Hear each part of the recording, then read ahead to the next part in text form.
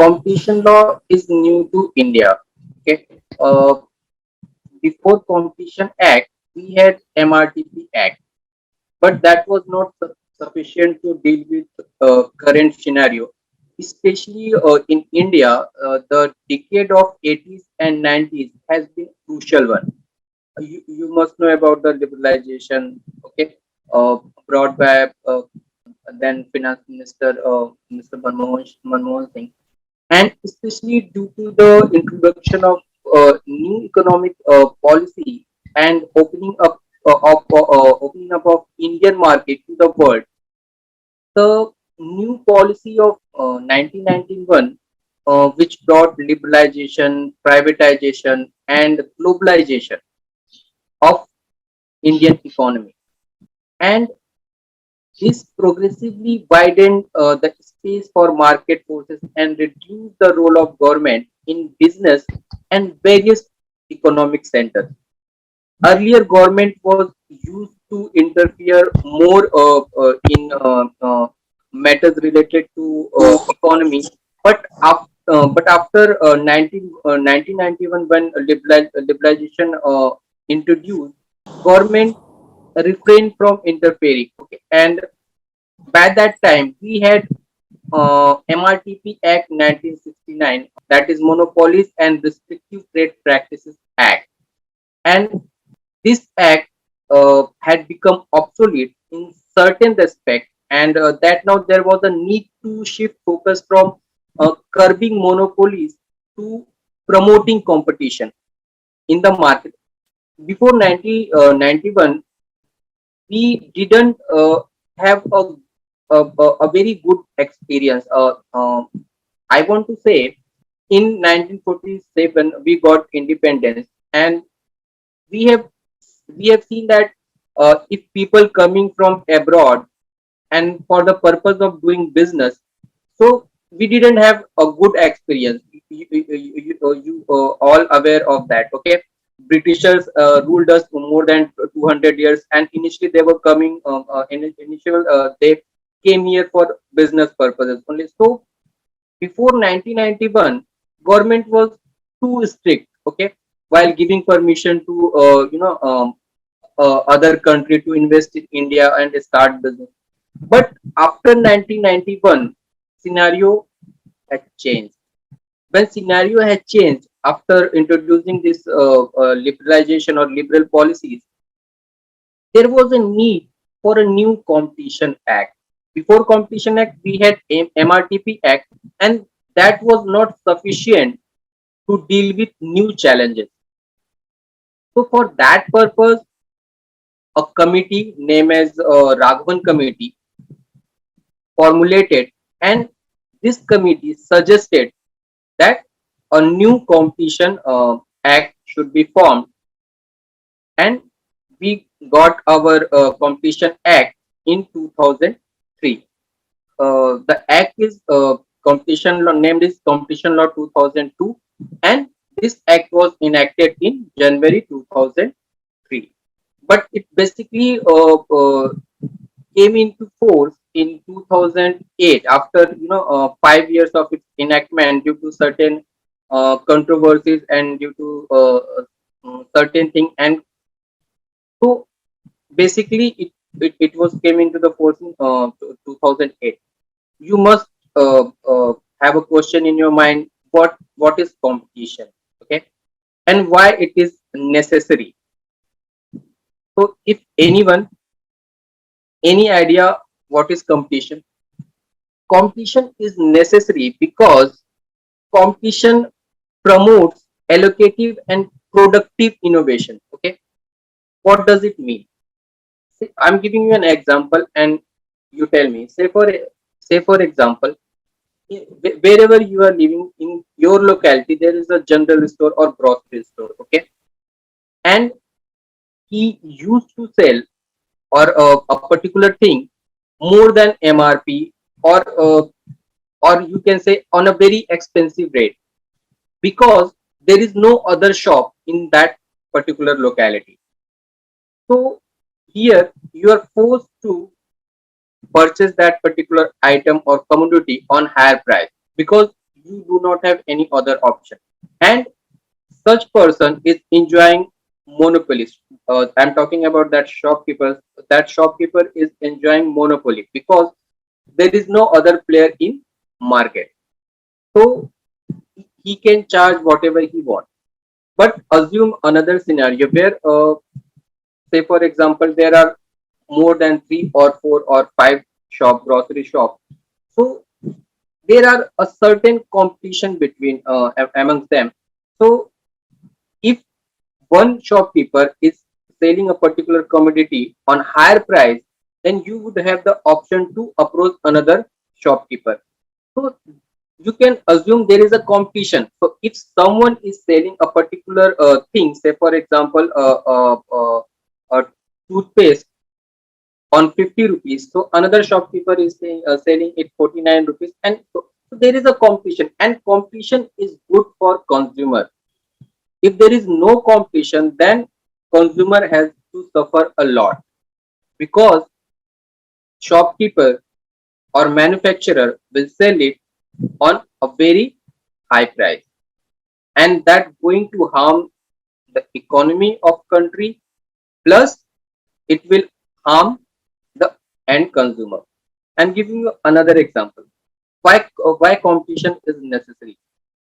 Say for example, in any segment, in any area, in any sector. Okay, I'm giving an example of, say for example, telecom sector. Okay, in telecom sector, say for example, there are three company. Okay, there are three companies. Say for example, I Airtel, Jio, and Vodafone.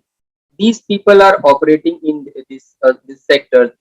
You can see that if a particular offer, is given by Geo, then some next day you find, you know uh, uh, a much better offer from Airtel, or for any other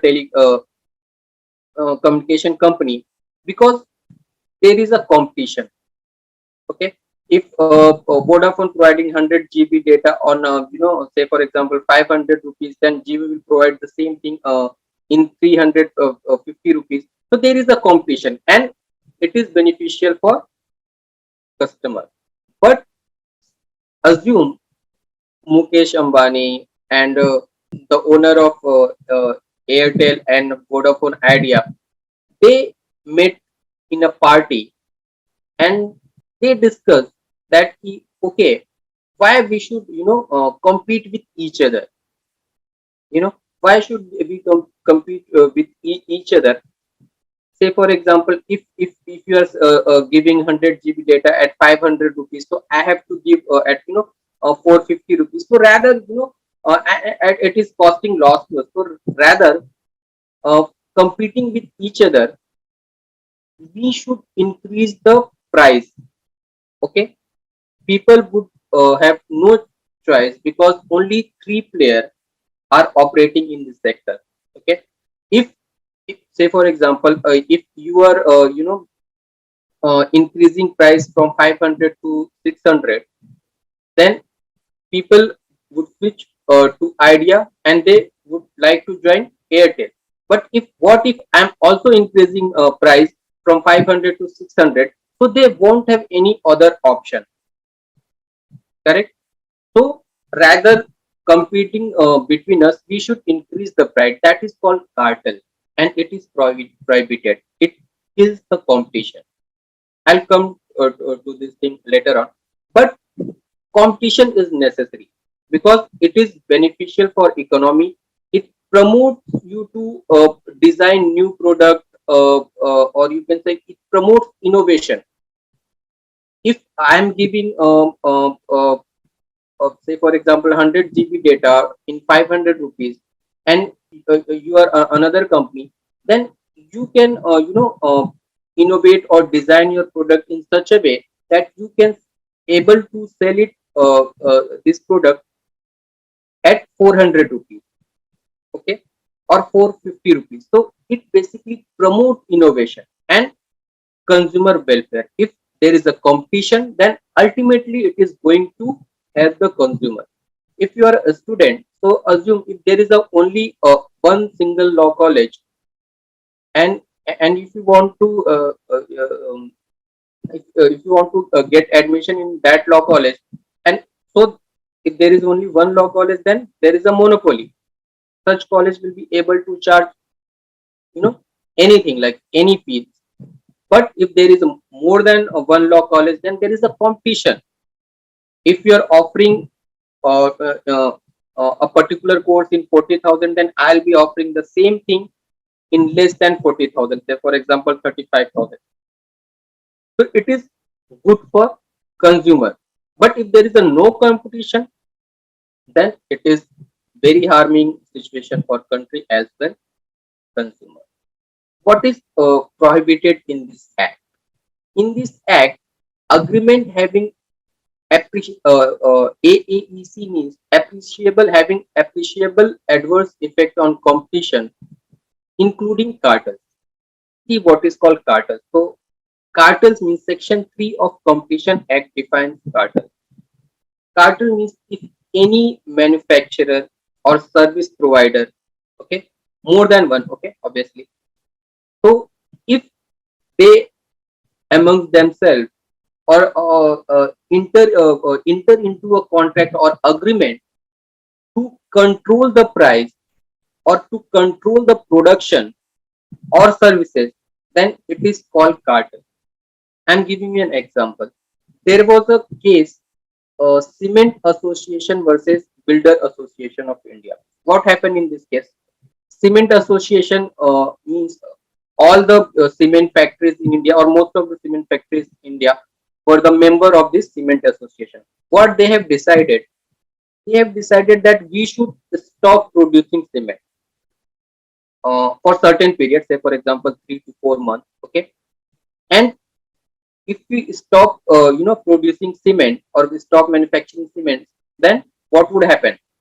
The price of cement or the demand of cement in the market will increase, and after few months we will release or will start manufacture, and will be able to sell it, this thing, on very high price, because demand will be very high because we are not producing it. So they have decided that from month of September to December they will not manufacture or they will not producing cement. So what would happen? Demand would rise because there is no material. Okay, and so they did the same thing, and as they expected, demand of cement went very high. It was very difficult for builders because they are in much need of this thing, because without cement they cannot construct any building or such thing. So the builder association filed a case before competition commission, stating that they are cartel. Okay, and it is an example of cartelization because they are entering into a agreement, and because of this agreement they are trying to limit, or they are limiting this product, so the demand or the price of that particular commodity will go high. Competition commission says yes, it is an example of cartel. Okay, because it is an agreement that all the cement manufacturers will not produce for a certain period, and it is not necessary that such kind of agreement must be in a writing form. It may be possible that it is in oral form. Competition Commission of India says yes, it is cartel. It is an example of cartel, and cartel agreement are void per se. And in this case, Competition Commission imposed very hefty penalty. It was 1400 crore rupees. So in competition, because you by forming a cartel, or by abusing your dominant position, you cause very serious harm to economy, and therefore in Competition Act there is a provision for very high penalty. So according to section 27, it may be 10% of your total turnover or three times of profit what you have making through this cartel or cartelization. Okay, so we have to understand what is uh, appreciable adverse effect. Okay, adverse appreciable effect means on competition that through such cartelization or through combination or through abuse of dominant position. I will describe all these three things. If you are causing appreciable adverse effect on competition in India, then such agreement or such thing shall be void and a penalty may be imposed upon.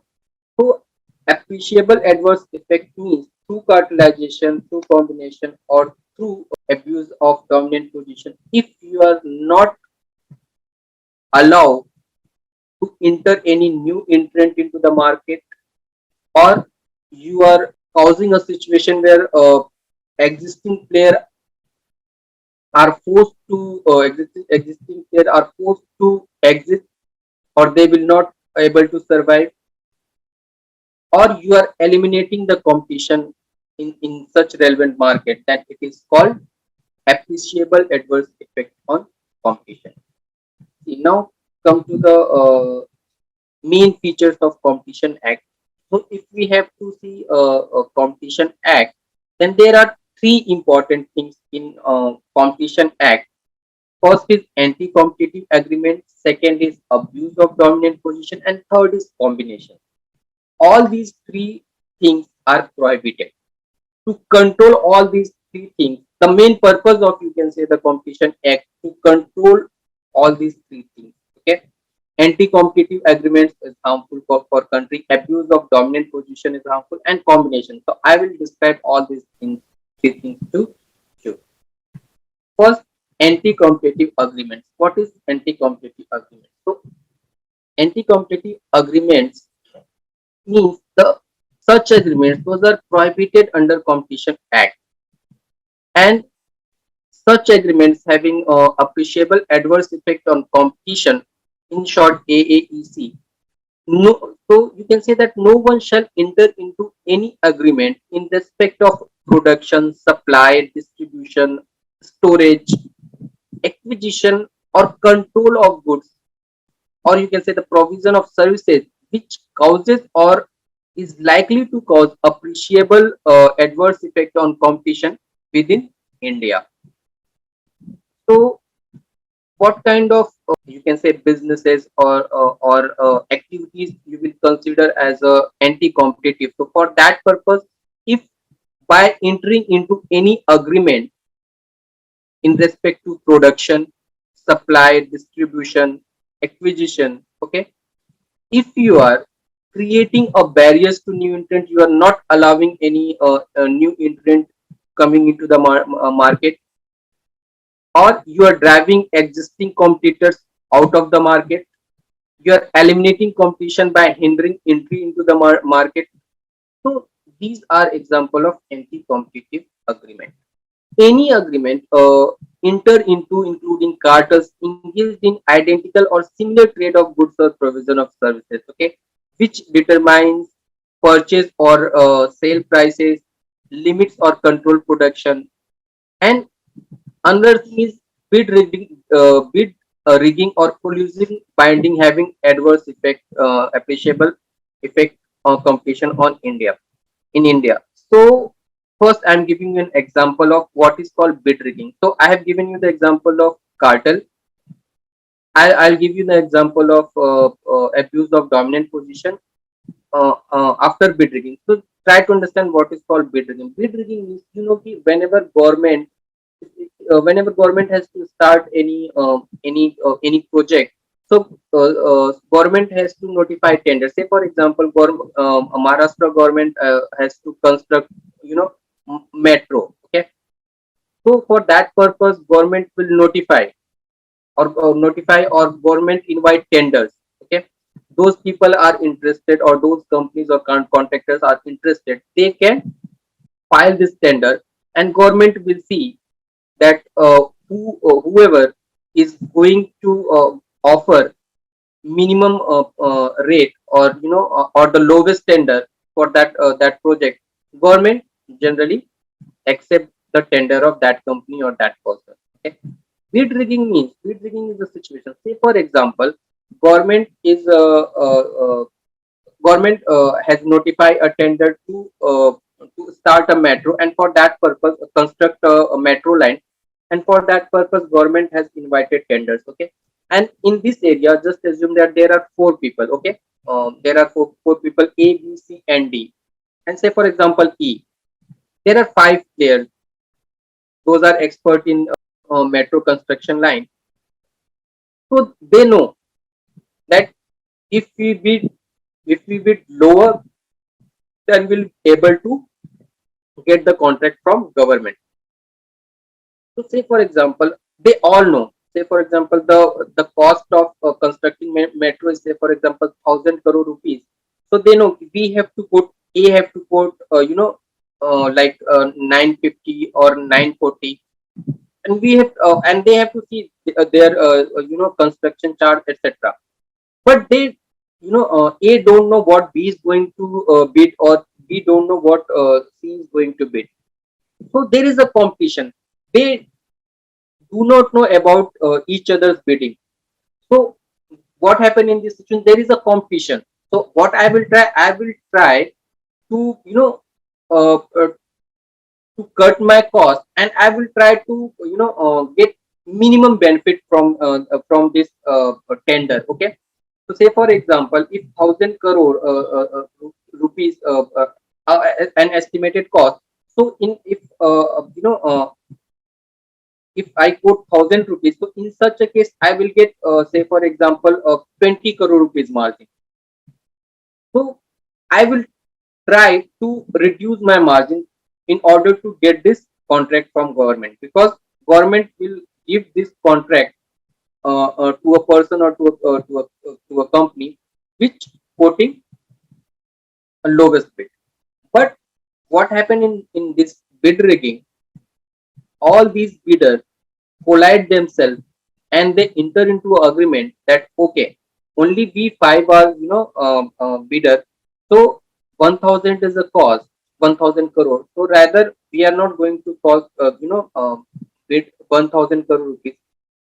You bid higher. Say for example, you bid 1,500 crore rupees, and A bid for 1,500 crore rupees, and B more than 1,500 crore rupees. So automatically we know this contract will government will give this contract to Mr. A, and after getting this contract, Mr. A has to give us our share.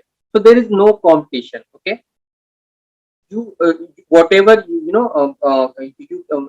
they said to A that you can quote 1,500 rupees, and we will quote more than 1,500 rupees. So automatically government will not give us contract, this contract government automatically will give it to you, but you have to give us our share. So that is called bid rigging, and it is very harmful, because what what is the process? That you don't know about each other, you don't know what a particular company is going to bid. So you have to you have to cut your margin. Okay. And you have to give or deliver best services. That is called competition. Okay. But if they, all the bidder collide with themselves, and they decide that okay, we need not to compete with each other, let one person bid anything, and we will be bidding higher price. So one person will or one company will get this contract, and this company has to give us our share. That is called bidding. It is prohibited in Competition Act.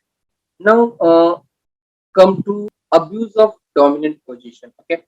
There are two kind of, you can say, agreement. One is called horizontal agreement, and one is called vertical agreement. Horizontal agreement, for example, the example of horizontal agreement are like cartel, bid rigging. These are example of horizontal agreement. It is very harmful.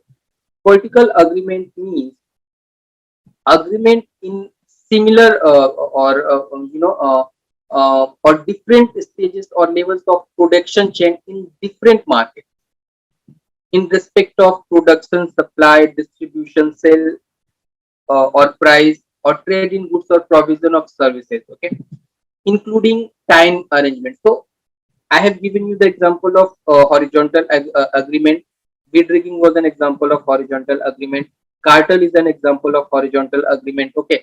The best example of cartel is I have given that example of telecom companies. Political agreement means that there is a term tie-in arrangement. Tie-in arrangement. You have seen that what happened in this kind of agreement.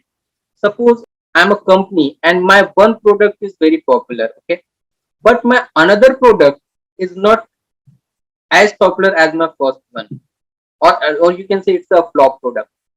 So what I'm doing, I'm doing tying an arrangement, meaning thereby I'm selling my best product with my flop product, and I'm compelling the consumer to do that.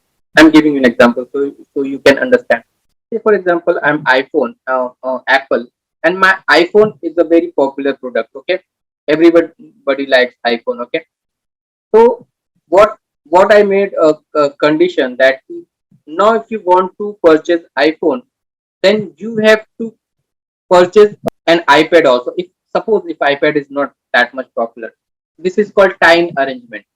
So if you want to purchase iPhone, but now you have to purchase iPhone also, sorry, iPad also. Another example, say for example, there is a company, soap manufacturer company Pierce. You like Pierce soap, it is very good, but you don't like Pierce shampoo, or you like Dove soap, but you don't like Dove shampoo. But what this soap manufacturer company is doing, they say, see, if you want to buy this shop, then you have to buy a shampoo also. That is called time arrangement. Again, it is prohibited. Another example, say for example, if you are going to purchase a flat in an apartment or in a society, what builder says you that if you want to purchase a flat, then you have to purchase a parking also, parking slot also. You cannot purchase only flat, and again it is against the rule. Again, this is an example of time arrangement and it is prohibited. This is an example of vertical agreement. You cannot impose a customer to do such kind of thing. Another example of vertical agreement is exclusive supply agreement. Exclusive supply agreement means I'm manufacturer of anything. Say for example, I have a medicine manufacturer, a particular medicine, okay, and it is very popular and it is a unique, a medicine. Say for example, for cancer, okay. So I'm ABC, a pharma, and I have innovated a particular medicine for cancer, or and this medicine, the rule is that I have to distribute all the retailers or all the first person those are interested to buy this. But what I did, I said only this medicine will be available at Lakshmi Medical Store. Okay. So say for example, I am Sun Pharma and I innovated a medicine related to cancer, or say for example Corona. Okay, and it is very effective. And I said that I have entered into contract with Lakshmi Medical Store, and this medicine only be available at Lakshmi Medical Store. You cannot find somewhere else. Okay. So if I enter into such kind of agreement with any medical store, this is called exclusive supply agreement and it is void. It is prohibited because it destroys competition. Another thing is for a vertical agreement, exclusive distribution agreement. The same thing, you give the a particular distributor a same right that if you want to take a particular thing, then you have to take it from this particular distributor only. No other distributor will do this thing. So that is also prohibited. Another thing is refusal to deal. A company is is refusing to deal with. refusing to deal with you, say for example, if I'm a pharma company and I have manufacture a particular medicine and you want to purchase this medicine from me, but I said no, I won't give it to you. Okay, and there is no reason. Okay, I just won't give it to you. Then again, this is an example of refusal to deal, and it is prohibited. It is against the competition to destroy competition. Last thing of a vertical agreement is resale price maintenance. Resale, what is resale price maintenance? Resale price maintenance means when manufacturer does not allow retailers to sell a particular thing or particular good below than a certain price. That is called resale price maintenance. It is also prohibited. I'm giving an example of resale price maintenance. Say for example, I'm Samsung. Okay, I'm Samsung. I manufacture TV, fridge, AC, etc. So I enter into a contract with say for example, a dealer who is authorized dealer of Samsung or any other dealer, and I said that whatever situation will arise, you will not sell this TV or this particular fridge less than a particular price. Okay, less than a certain price. This is prohibited. This is against the competition, and it would have adverse effect on competition. That is why it is prohibited. So you can see that's why you can see the that in your area you will have DMart, you will have Big Bazaar, you will have Vijay sales. So it may be possible that a same product you may find or same Samsung TV you may find in Samsung showroom, say for example for 50,000, and when you are going to approach Vijay sales for same TV, they will give you 45,000, and or if you are going online, then you will get 40,000 because there is no resale price maintenance. If such kind of things are there, then you won't get this deal in such a way. So that is prohibited.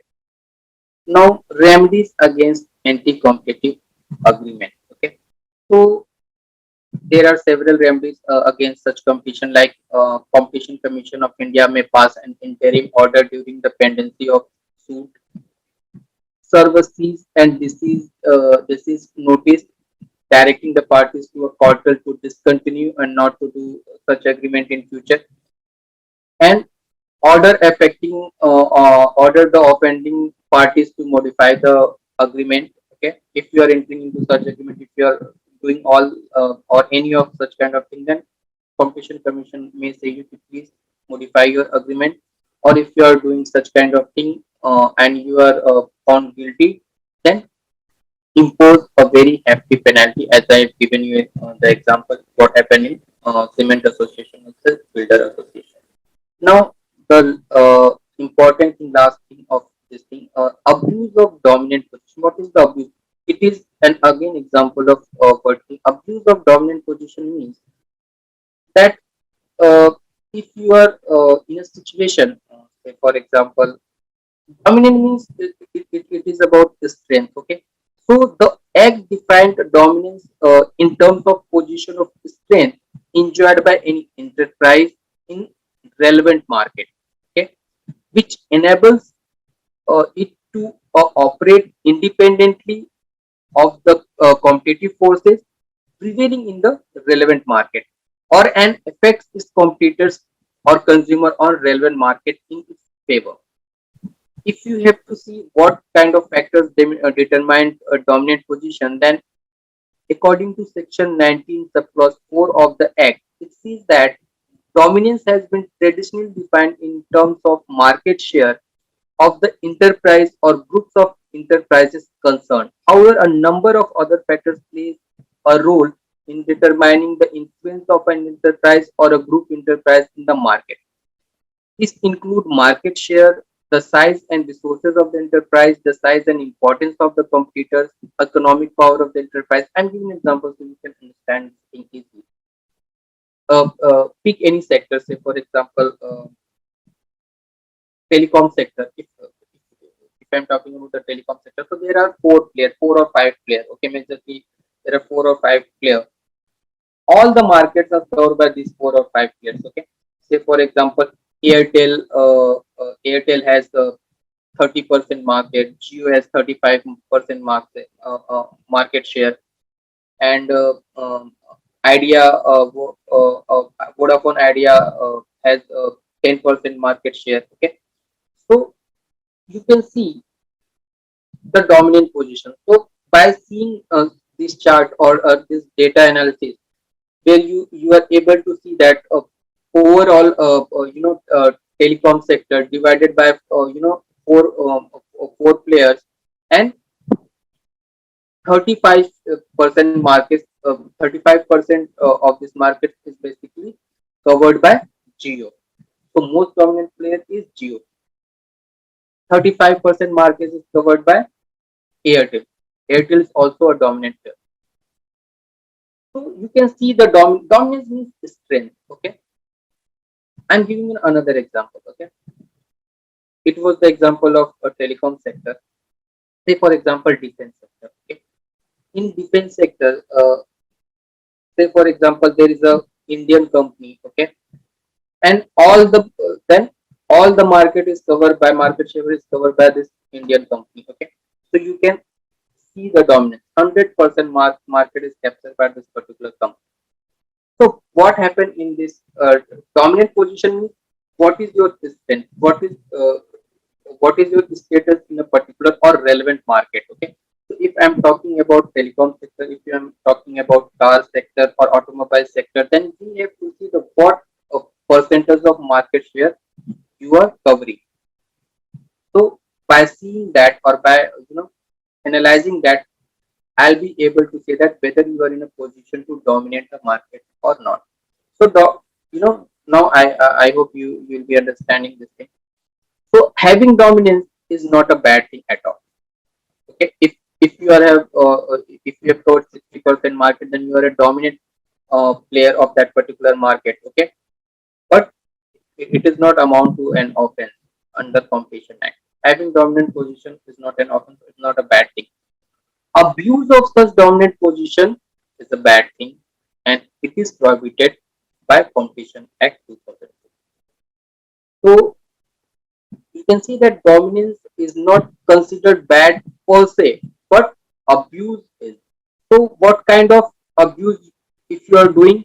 If you are directly or indirectly imposing unfair or discriminatory condition in purchase or sale of goods or services, then it is called abuse of dominance or dominant position. If you are directly or indirectly imposing unfair discriminatory price in purchase or sale of goods or services, then it is an example of abuse of dominant position. Limiting or restricting production of goods or provision of services or market, then this is called abuse of dominant position. Denying market access in any manner, this is called abuse of dominant position. Okay, there is a term predatory pricing. Okay, so I'm giving you the example of predatory pricing. This is an example of abuse of dominant position. See what happened in a relevant market. Say for example, I'm giving an example of toothpaste. Okay, which generally use this toothpaste. So assume there are four players in this segment. Say for example, Patanjali, Colgate, Pepsodent, and Close Up. Okay, just assume. Okay, maybe there are more, but assume there are four players in this segment. Here, what they did, they all have, say for example, here Patanjali have 30% share, Colgate have 30% share, and Pepsodent and Close Up they have 20% share. So they all are established players. They all are in a very strong position because they have covered a significant market share. Like you or me, okay. Say for example, if we want to enter into this segment, or say for example, a new company wants to enter into this segment, wants to enter into this segment. So for that purpose, all these four players they know that if such company will enter, then it would increase competition. And what they all want that to eliminate competition. So what they decided, okay, new company, say for example, new company X, wants to enter into this segment. So this company is new in this market, and all these four company I'm talking about, like Pepsodent, Patanjali, they are existing, or they are dealing in this segment for several years. So, say for example, more than 10 to 15 years. So they have made enough profit. So what they use, this is called predatory pricing.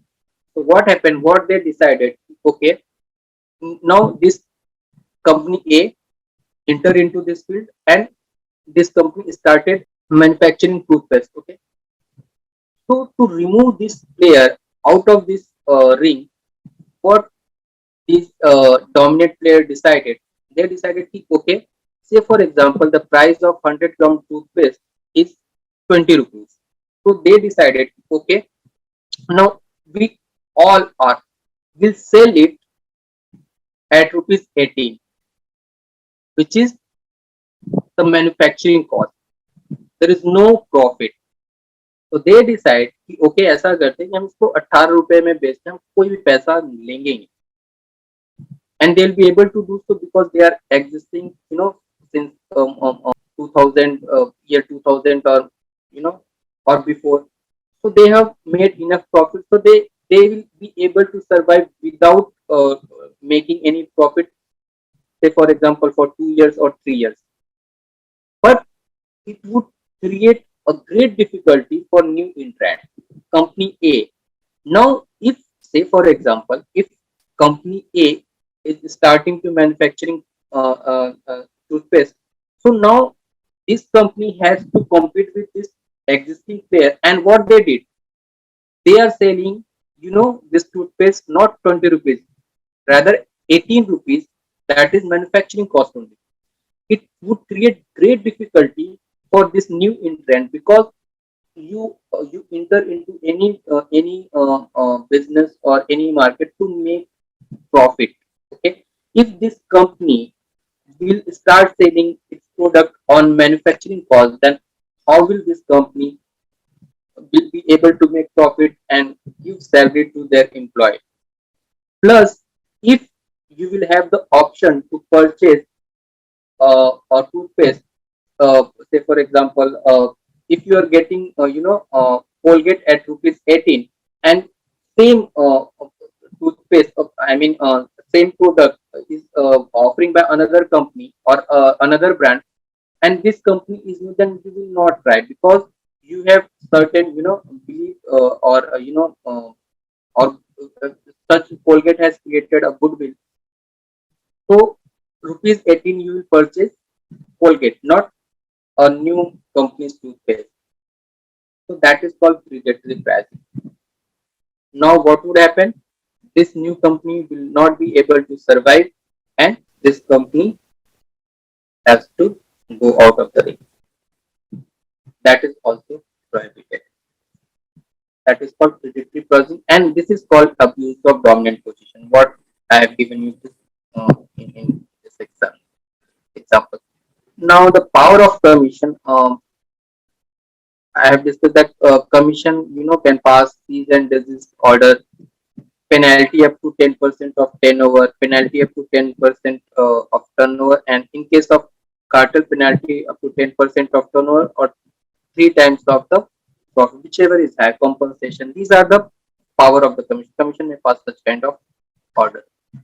Now, who can approve the commission? If if you are seeing or watching such kind of thing happening, then you can approve the competition commission. According to this act, any person, includes individual, company, firm, associate, corporation, government association, statutory government company, body corp, any person.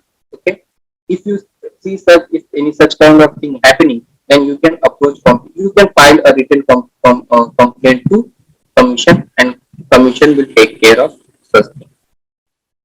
And MRTP Act 1969, I told you about this act because this act is relevant, because we got our competition act in 2008, and but before 2008 we had MRTP Act, and this act was, I would say, like toothless tiger. Okay, uh, this act was not able to deal with the current challenges. That's why this act was repealed and Competition Act 2020 to 2022 took place.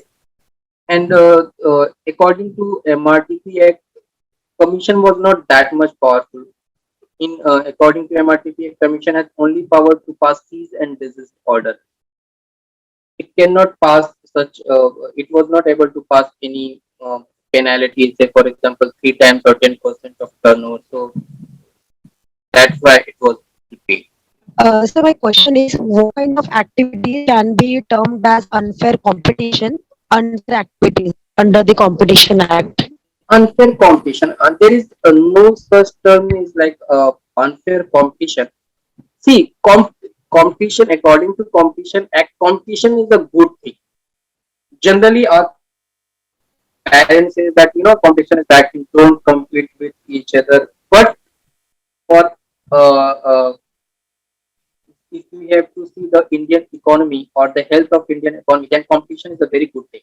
Okay, so Competition Act promote competition. Okay, and there is no such term like unfair competition. If you are doing anything like which is not a good thing, then definitely it will fall under the three criteria that is called anti-competitive agreement. So the proper word is anti-competitive agreement. So it may be fall under the cartel or abuse of dominant position or the combination. What are the grounds under which inquiry can be held and what is the procedure? For inquiry, we have section 5 and 6 for combination.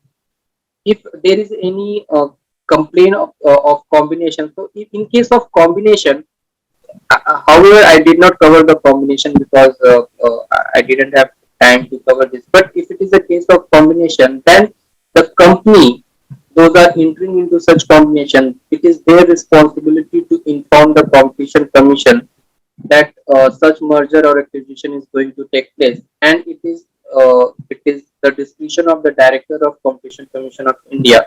If he sees that there is any apparent case of combination, and such combination, if uh, it has appreciable adverse effect on competition of India, then it distills such merger or acquisition. And in case of cartel or abuse of dominant position, any person, as I told you, any person can complain to Competition Commission of India, and after receiving such complaint, Competition Commission will initiate an inquiry. Will and such inquiry is supervised by the director of Competition Commission of India. When acquisition, merger, and amalgamation would constitute a combination.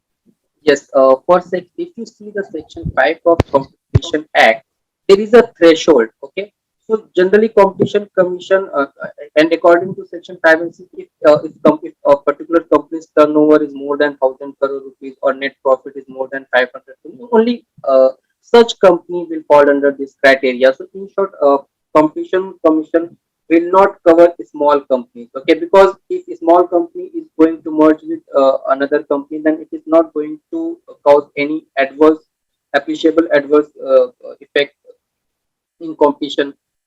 But if big company is going to do so, then it will cause appreciable adverse effect.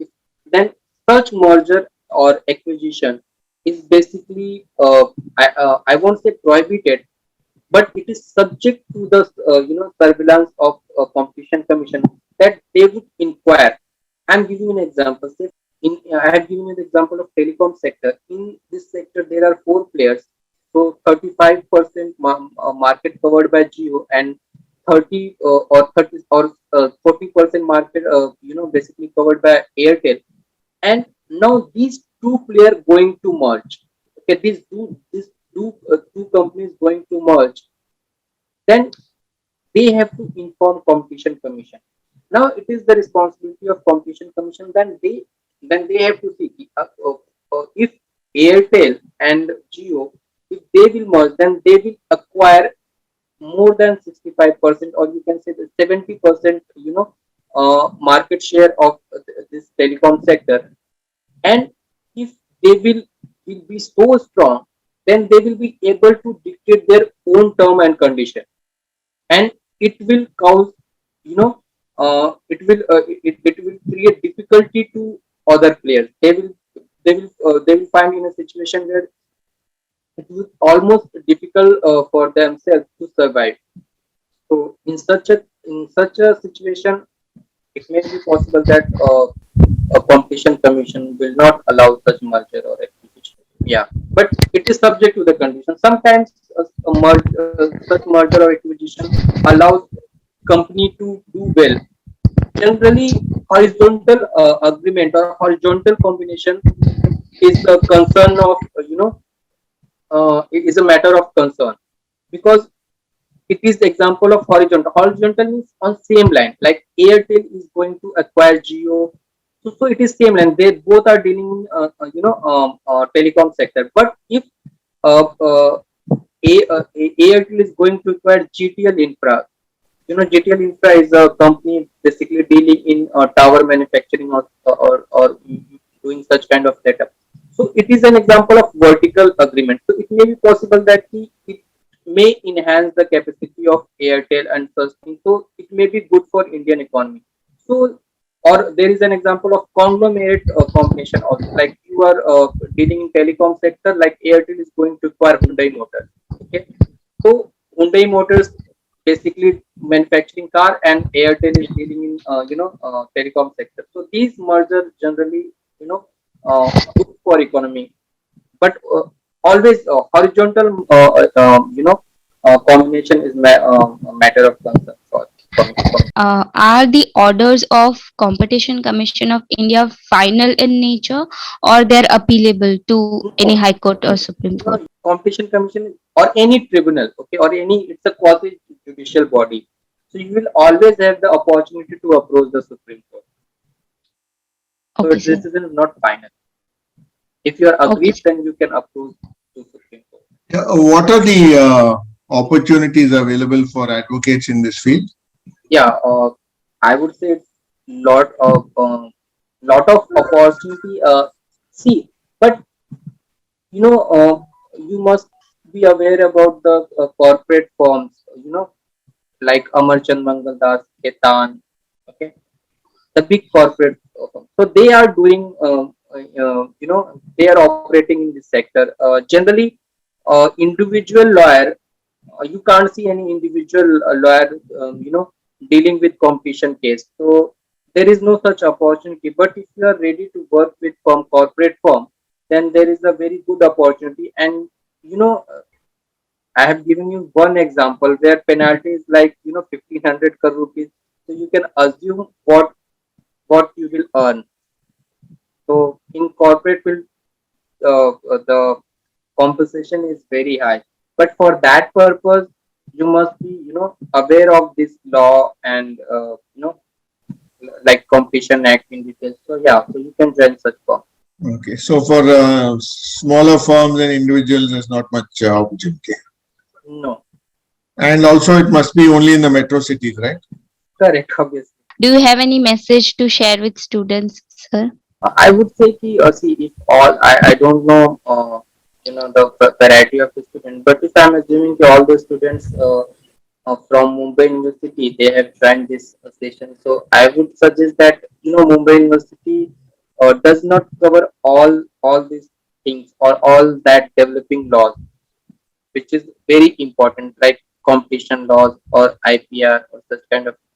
So you should be aware with these laws, and if possible, so you should do a certificate course or diploma in this, in this program. So it would be very helpful for you if you're going to appear in a interview uh, for a particular firm. So, say for example, if I am Amarchand Mangaldas and you are appearing before me, so I would ask you, okay, everyone must have their law degree.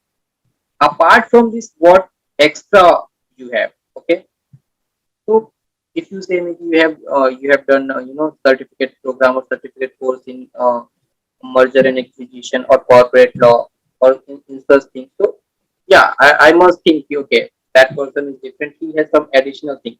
So I would suggest you that by doing this law course, or if, even if you are an advocate, so every year you should, try to increase or try to increase achievement in your CV. So every year you should do something. Okay, like in this year you have done a diploma, next year you have done a certificate. So by doing every year your CV will be getting strong.